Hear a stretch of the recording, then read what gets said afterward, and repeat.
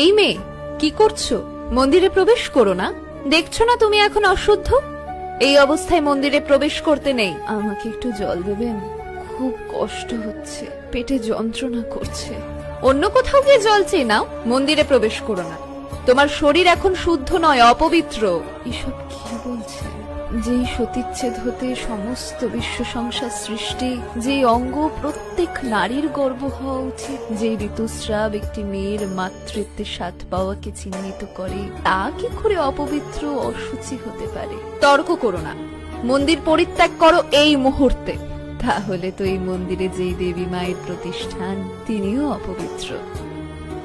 সেই মায়েরও তো ঋতুস্রাব হয়, তিনিও কি তার নিজের মন্দির ত্যাগ করবেন? এসব কি বলছো তুমি? বিশ্বাস না হলে আপনি নিজে গিয়ে দেখুন।